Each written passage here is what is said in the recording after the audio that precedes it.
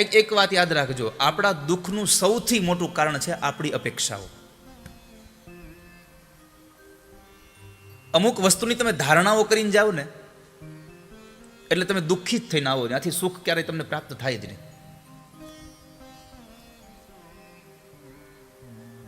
મેં ઘણી વાર કહ્યું છે કે તમારે 5,000 રૂપિયાની આવશ્યકતા છે અત્યારે, અને કોઈ માણસ પાસે તમે 5,000 રૂપિયા લેવા માટે જાઓ કે મને અહીંથી 5,000 મળી જશે, ત્યાંથી તમને 4,500 આપે તો તમે ખુશ થઈને આવો કે દુઃખી થઈને આવો?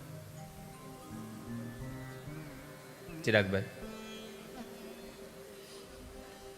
5,000 જ લેવા ગયા છો પણ 4,500 તમને મળ્યા છે, 500 નથી મળ્યા, તો સુખ થાય કે દુઃખ થાય? હે, તમે 5,000 ની અપેક્ષા લઈને ગયા હતા એટલા માટે તમને 500 જ રૂપિયા ઓછા મળ્યા, તો એનું દુઃખ થયું કે 500 ઓછા આપ્યા, 5 આપ્યા તો પતી જાત મારું. હે, 4.5 આપ્યા એનું સુખ મળ્યું નહીં.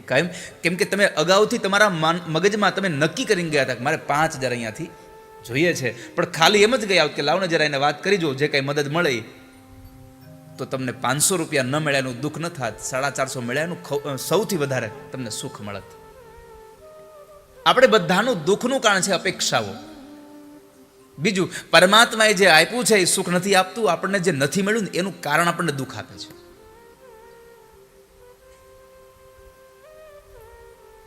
આખી થાળીમાં તમને 32 ભાતના ભોજન તમને જમાડે અને પાપડ ભૂલી જાય તો એ પાપડ ન આપ્યા એનું દુઃખ તમને થાય. પાપડ ન આપ્યા આપણને,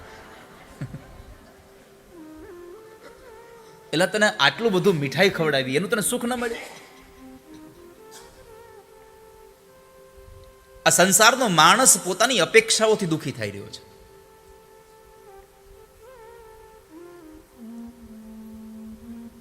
તો આ બધી જ વાતોમાંથી આપણને મુક્ત કરાવે એના માટે ઠાકોરજીની કથા છે, જેનાથી આપણે જીવી રહ્યા છીએ.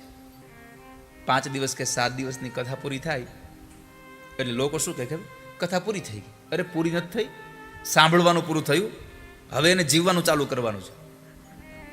2-3 દિવસના લગ્ન પૂરા થાય એટલે નથી કહેતા હે હવે લગ્ન પૂરા થયા, એ પૂરા નથી થયા, વિધિ પૂરી થઈ, હવે સાચું લગ્ન ચાલુ થાય.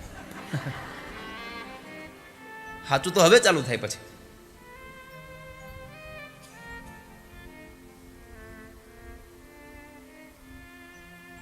તો સંસારમાં માણસ આ કથાઓના માધ્યમથી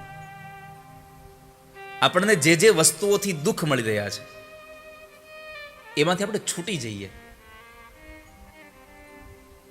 એટલા માટે ભગવાન આપણને પોતે સામે ચાલીને ઠાકોરજી પધાર્યા છે.